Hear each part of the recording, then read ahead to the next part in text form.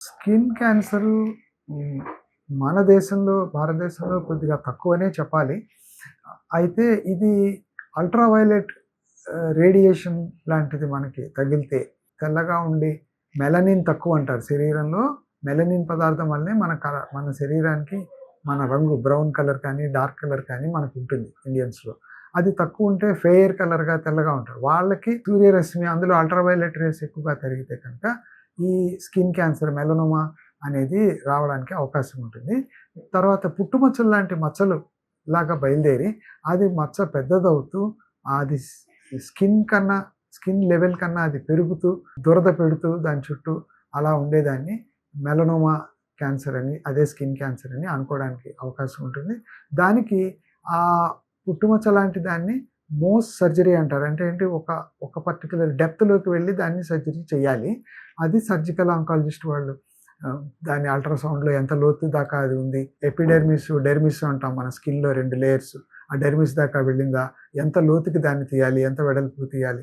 అని చెప్పి తీసేసి చూసినందువల్ల ఎర్లీగా చూసుకున్నప్పుడు అక్కడికే ఉంటే ఇంకెక్కడికి పాకకపోతే స్కిన్ క్యాన్సర్‌ని క్యూర్ చేయొచ్చు. అయితే అది కొద్దిగా డిలే చేస్తే మాత్రము దానికి నెక్స్ట్ లెవెల్‌లో ఉండే లింఫ్ గ్లాండ్స్‌లోకి పాకే అవకాశం ఉంటుంది.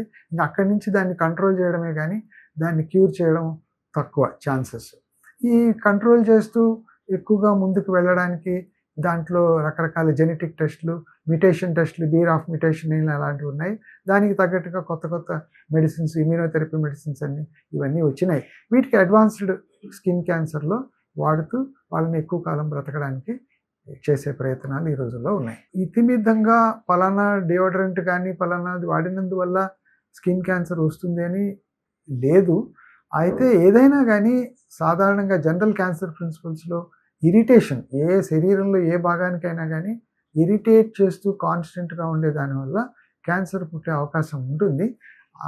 అలా అని చెప్పి మనం ఇప్పుడు కేవలం పెర్ఫ్యూమ్ వాడొద్దని, డియోడరెంట్ వాడొద్దని చెప్పడానికి లేదు. కాబట్టి జాగ్రత్తగా అలర్ట్‌గా ఉండడం అనేది మంచిది.